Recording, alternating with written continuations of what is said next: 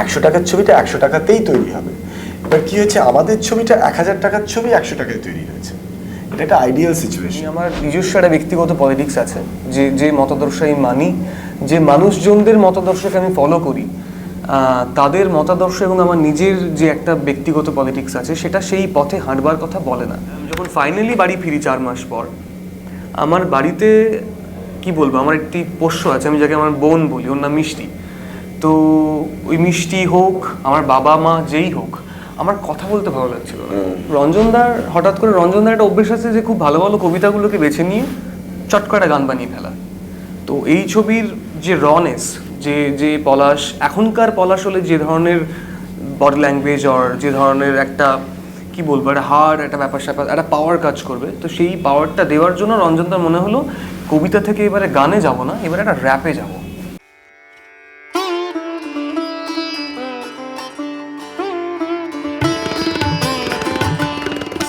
এই ছবির সঙ্গে অঞ্জন বসুর অরোরা ফিল্ম কর্পোরেশন, বজরংলাল আগরওয়ালের চ্যানেল বি এন্টারটেনমেন্ট এবং তোমার প্রযোজনা সংস্থা কাইনেটোস্কোপ ফিল্মস, ছবির সাথে এই 3টে প্রযোজনা সংস্থা কিভাবে জড়িয়ে আছে, এদের পরিধিটি কি? তাকে এই গল্পটা শুনিয়েছিলাম যে এরকম একটা আমরা ছবি করতে চাই, আমরা এরকম একটা জিনিস করতে চাই। তখন উনি বললেন, উনি তো সবসময় নতুনদের খুব উৎসাহ দিয়ে এসেছেন। উনি বললেন হ্যাঁ করো, তোমরা গিয়ে করো। তারপর আমরা গিয়ে ছবিটা শ্যুট করলাম, শ্যুট করে একটা রাফ কাট করে ওনাকে দেখালাম। উনি তো দেখে একদম মুগ্ধ। উনি বললেন এই ছবিটা তো আমি থাকবো এই ছবিটার সঙ্গে, সেভাবে উনি যুক্ত হলেন। তারপর ছবিটা পুরোটা রেডি হলো। হ্যাঁ, আমাদের কিছু ফান্ডিংয়ের কিছু ইস্যু ছিল, তো সেই ফান্ডিংয়ের ইস্যুটা অনেক জন্য প্রায় 8-9 মাস ধরে ছবিটা আটকে ছিল। তখন আমার মনে হচ্ছিল যে আমার আরেকজন কাউকে আনা উচিত। উনি ফান্ডিং করেছেন, হ্যাঁ, আর তারপর আমাদের মনে হয়েছিল যে আমাদের আরেকজন কাউকে আনা উচিত, নাহলে আমরা ছবিটার পোস্ট প্রোডাকশন করতে পারবো না, ছবিটা রিলিজ করতে পারবো না, ছবিটা বন্ধ হয়ে যাবে। তখন চ্যানেল বি এন্টারটেনমেন্টের বজরংলালজি, উনি ছবিটা রেডি অবস্থায় ছবিটা দেখে ওরও খুব ভালো লাগলো, মিস্টার আগরওয়াল। উনি বললেন হ্যাঁ এই ছবিটাতে আমি সাপোর্ট করতে পারি স্পন্সর হিসেবে। তো উনিও তারপরে এসে আর কি যোগ দিলেন। আর আমি তো শুরু থেকে এটার সঙ্গে আছি, মানে আমাদের পুরো ইয়ে, তো এই সবটা মিলিয়ে আমরা একসঙ্গে হলাম। এবং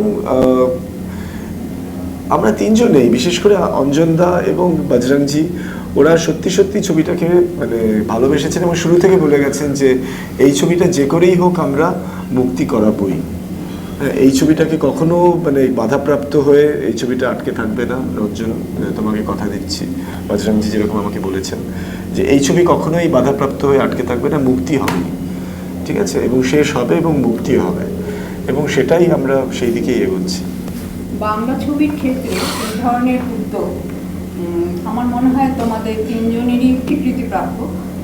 আর বাংলা ছবির উন্নয়নের স্বার্থে এই ধরনের উদ্যোগ আগামী দিনে যদি হয়, আমার মনে হয় যে ভালো বিষয়বস্তু নিয়ে ছবি হতে পারে এবং সেক্ষেত্রে বাজেটও বাড়তে পারে। তোমার কি অভিমত? হ্যাঁ, মানে বাজেট বাড়তেই পারে, বাজেটটা পেলেই হয়, পাই না তো এই সময় দাঁড়িয়ে। এটা কিন্তু একটা অভিনব ব্যাপার বাংলা ছবি। হ্যাঁ, না কিন্তু একটা ব্যাপার আছে, এটা তো মানে সিনেমা তো একটা কমার্শিয়াল আর্ট। হ্যাঁ, এটা তো একটা বিজনেস মডেল আছে। হ্যাঁ, এবার একটা ছবি হলো যেটার আর কি, সেই ছবিটা যদি 100 টাকায় তৈরি করা যায়, সেই ছবিটা গিয়ে যদি 1000 টাকায় তৈরি হয়, তাহলে তো শুরুতেই ছবিটা আর কি লস করে বসে আছে। 100 টাকার ছবিটা 100 টাকাতেই তৈরি হবে। এবার কি হয়েছে, আমাদের ছবিটা 1000 টাকার ছবি 100 টাকায় তৈরি হয়েছে। এটা একটা আইডিয়াল সিচুয়েশন। এটা সবসময় এরকম হবে না।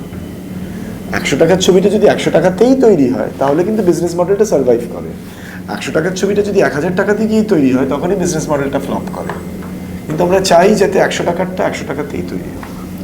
বাংলা ছবির ইতিহাসে আমার এইটুকু ধারণা যে এই কোনো প্রথম ছবি যার ট্রেলার স্কুলে লঞ্চ করবে। হ্যাঁ, এবং আরিয়ন যে স্কুল থেকে পাশ করেছে, প্রাক্তনী, Rajpur Vidyanidhi high high school থেকে এই ছবি ট্রেলার লঞ্চ করে।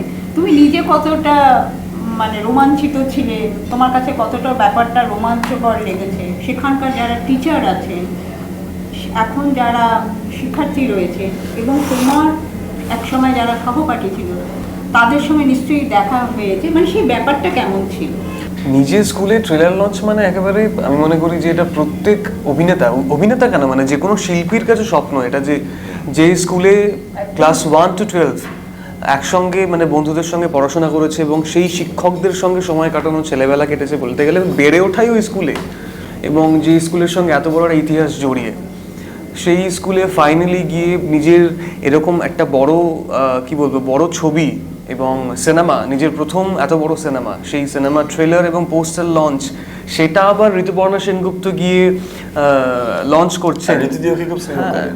তো ম্যামের সঙ্গে তিনটে কাজ হয়ে গিয়েছে। সো ম্যাম গিয়ে সেটা লঞ্চ করছেন এবং হেডমাস্টার চেঞ্জ হয়েছেন আমাদের, নতুন একজন এসছেন, এবং তিনি যে এতটা ভালোবাসা দেবেন, সাপোর্ট দেবেন, সেটাও আনএক্সপেক্টেড ছিল। কিন্তু ওই পুরোটাই আমার মনে হচ্ছিল আমি একটা স্বপ্নের রাতে বসে রয়েছে এবং পুরো ঘটনাটা ঘটছে আমার চারিপাশে। আরেকটা কথা বলে রাখি, পুরো আমরা ভাবছিলাম যে কোথায় করা যায় আলোচনা করছিলাম ও, আমি আর অর্ক।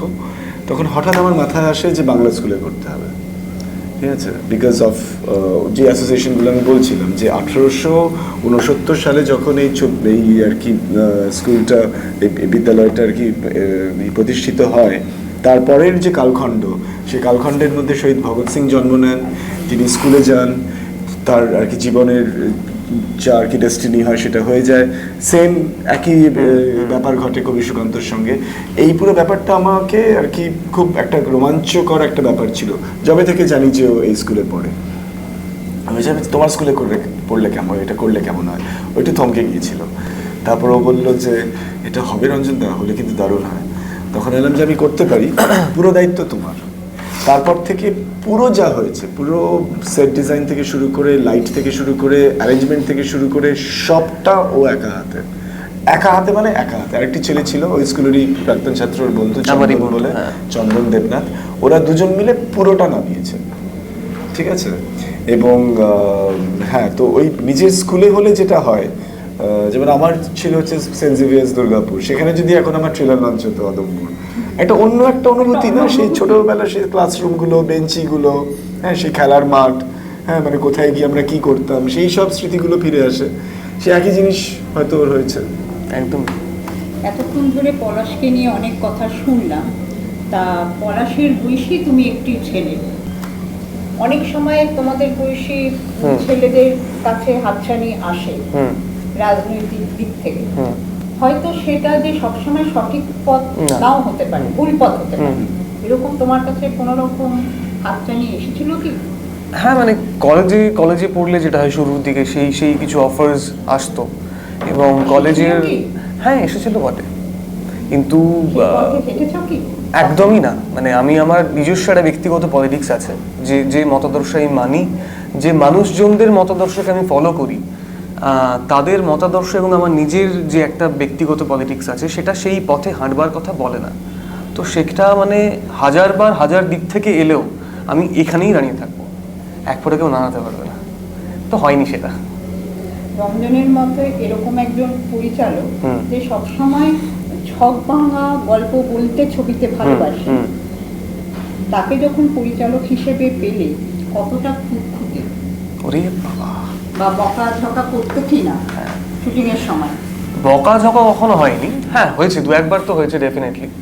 সেটা মানে আমাদেরই, কিন্তু পরক্ষণে যেটা হতো বকে দিত, এটা হচ্ছে, তো যেটা করতো কারণটা বুঝতাম, হয়তো আমার উপর আসছে, আমি হয়তো শুনছি, সব থেকে বেশি বকা খেয়েছি সেটে আমি, এবং আমার উপর হচ্ছে মানে হ্যাঁ ওই সেট আর কি, মানে ওই কুড়ে ঘরে, এবং কুড়ে ঘরের বাইরে জঙ্গলে সি বিচে। তো আমাকে যখন বলতাম, আমি দেখতাম বাকি চারজন সঙ্গে সঙ্গে সব কাজ করতে মানে লেগে পড়েছে, যা হচ্ছিল, একটু জলটা খেতে দেরি হচ্ছিল, একটু চেয়ারটা আনতে দেরি হচ্ছিল, আমি বকা খাচ্ছি, আওয়াজ পাওয়া যাচ্ছে, সবাই লেগে পড়লো।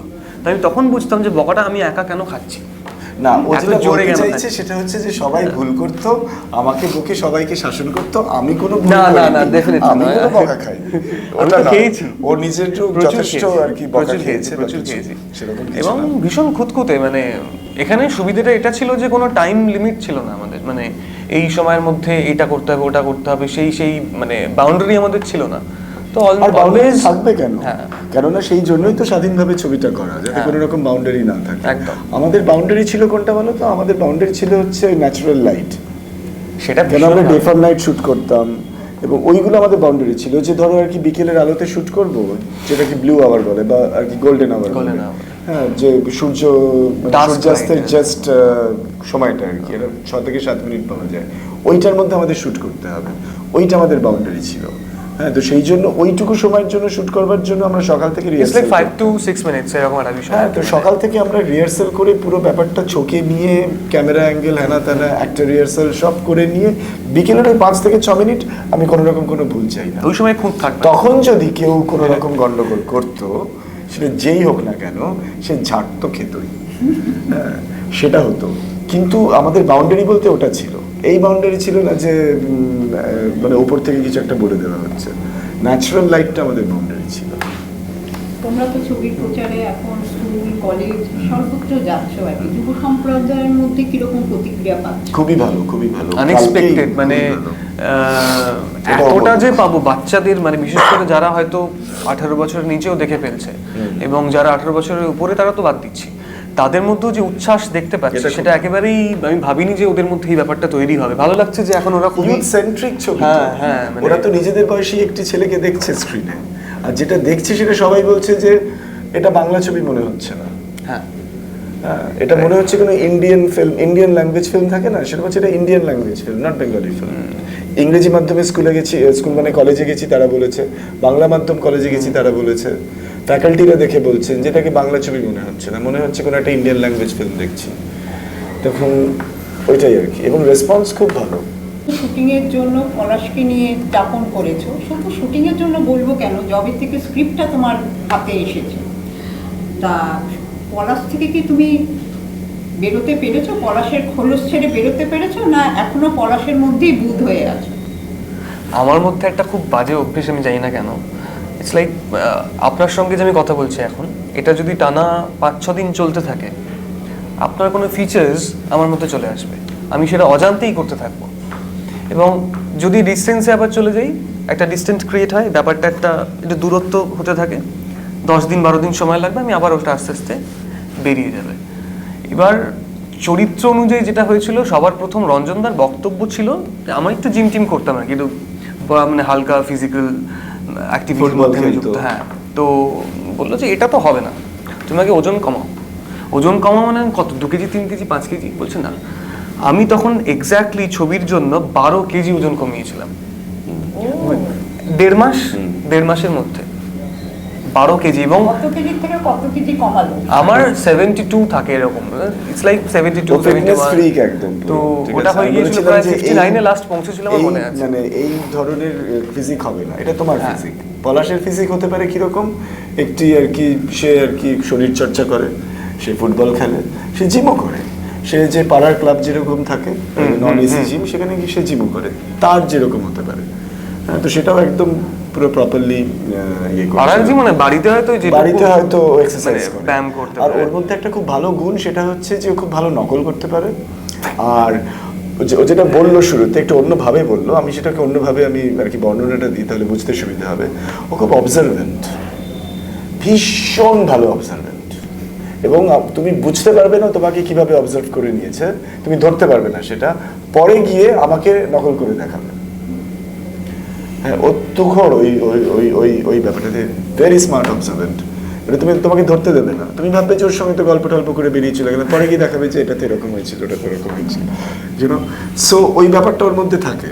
আর পলাশের তো ডেফিনেটলি মানে যেটা হয় আর কি, অতদিন ওই চরিত্রটাকে মানে পোর্ট্রে করবার, আর এখনো পলাশের পলাশকে নিয়ে তো তুমি যাপন করো। ডেফিনেটলি মানে যেটা হয়েছিল সেটা হচ্ছে যে আমি যখন বাড়িতে ফিরি, এবং সুন্দরবনের মতো একটা জায়গা যেখানে একেবারে কোনো গাড়ি ঘোড়া নেই, শব্দ নেই, পাখি, জঙ্গল, মানুষজন, এবং খুব অন্য ধরনের একটা পরিবেশ, তার উপর পলাশের চরিত্র, সবটা মিলিয়ে যখন একসঙ্গে হয়ে যায়, আমি যখন ফাইনালি বাড়ি ফিরি 4 মাস পর, আমার বাড়িতে কি বলবো, আমার একটি পোষ্য আছে, আমি যাকে আমার বোন বলি, ওর নাম মিষ্টি। তো ওই মিষ্টি হোক, আমার বাবা মা যেই হোক, আমার কথা বলতে ভালো লাগছিল না। আমি ইভেন রঞ্জনদার সঙ্গে পর্যন্ত বেরিয়ে কথা বলতাম না। ইটস লাইক আমার প্রায় ওটা কাটাতে 1 মাসের ওপর লেগে গেছে, যে আমি বাড়িতে এনজয় করছি টিভি দেখা বা সিনেমা দেখতে যাওয়া। আমার মনে হচ্ছিল আমি একা কোথাও বসে থাকি, নিজের সঙ্গে থাকি। খুব বড় জোর রঞ্জনদার সঙ্গে একটু যোগাযোগ করতাম, যে কি চলছে বলো, ভালো লাগছে না, যে কোনো ব্যাপারে খুব ইন্টেন্স, বুঝতে পারছো ব্যাপারটাকে? আমি ওকে মাঝে মাঝে বলি যে এতটা এখন তো শুরুর দিকটা, তো এখন যে ইন্টেন্স থাকো, কিন্তু এতটা একটা সরে আসা, একটা অবজেক্টিভিটি আসা, একটা একটু ডিস্টেন্স মেনটেন করা, হ্যাঁ, মানে চরিত্র থেকে বেরিয়ে আসা, এইগুলো একটু শিখতে হবে। এখন নতুন আস্তে আস্তে শিখে যাবে, প্রফেশনাল হয়ে উঠতে হবে।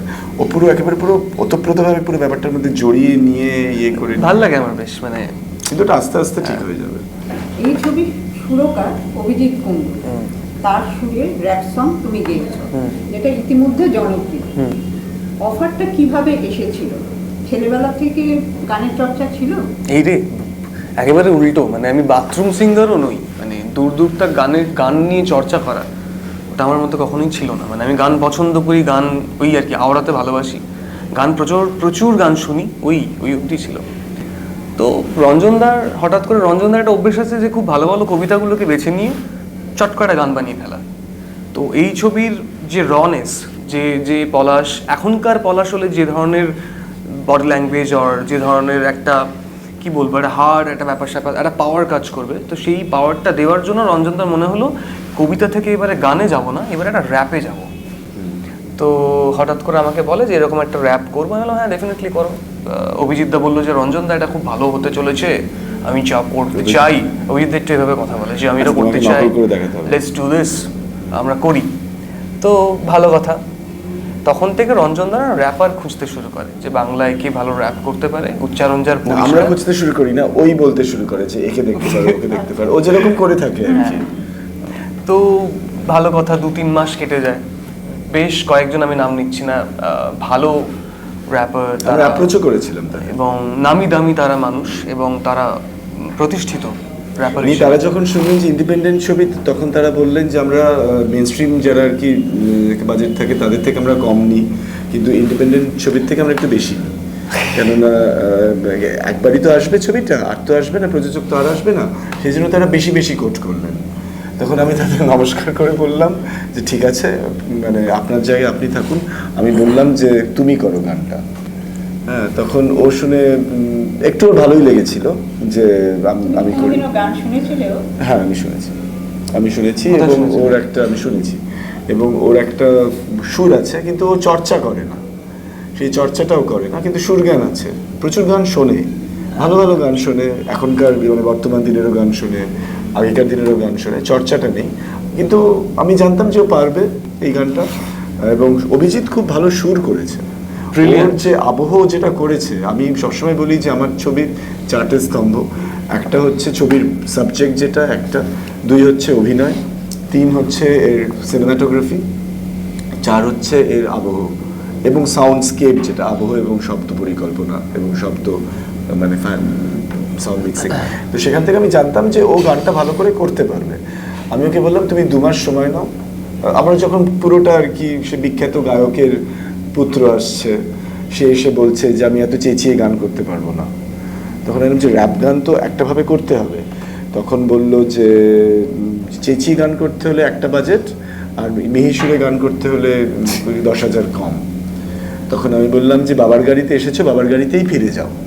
হ্যাঁ, তখন আমি বললাম যে ঠিক আছে, দরকার নেই, তাহলে ওই করুক। নিয়ে তারপর ওকে বললাম যে তুমি 2 মাস সময় নাও, ভালো করে প্র্যাকটিস করো। করে নিয়ে তারপরও সেটাই করলো, অভিজিৎকে পাঠাতো, অভিজিৎ একটার পর একটা শুনে একটা সময়ের পর মনে হলো যে হ্যাঁ ঠিক আছে, এইটাকে করা যেতে পারে, তারপর সেইটাই। রঞ্জনকে একটা বলবো, একদিন ছেলেবেলায় যখন আবৃত্তি করতে পারোনি বলে কবি সুকান্ত ভট্টাচার্যের দেশলাই কাঠি, সেই দুঃখটা তোমার থেকে গেছিল, তারই ফসল হলো অদম্য, ফলে একটা বিপ্লব ঘটাল। তা আমাদের সাক্ষাৎকার শেষ হতে চলেছে, তোমার কণ্ঠে দেশলাই কাঠির একটু আবৃত্তি শুনবো, আর আরিয়ন আমাদেরকে একটু দেশলাই কাঠির র‍্যাপ সংটা শোনাবে। আচ্ছা বেশ। সেই সঙ্গে তোমাদের অগ্রিম শুভেচ্ছা রইল, তোমাদের এই ছবি যেন সফলতা পায়, অনেক অনেক দর্শকের কাছে পৌঁছায়, সমালোচকদের প্রশংসা করে, এই আশীর্বাদ করি। Thank you so much. আমি একটা ছোট্ট দেশলাইয়ের কাঠি, এত নগণ্য হয়তো চোখেও পড়ি না, তবু যেন মুখে আমার উসখুস করছে বারুদ, বুকে আমার জ্বলে ওঠার দুরন্ত উচ্ছ্বাস। আমি একটা দেশলাইয়ের কাঠি। মনে আছে সেদিন হুলস্থুল বেঁধেছিল, ঘরের কোণে জ্বলে উঠেছিল আগুন, আমাকে অবজ্ঞা ভরে না নিভিয়ে ছুঁড়ে ফেলায়। কত ঘরকে দিয়েছি পুড়িয়ে, কত প্রাসাদকে করেছি ধূলিসাৎ, আমি একাই ছোট্ট একটা দেশলাইয়ের কাঠি।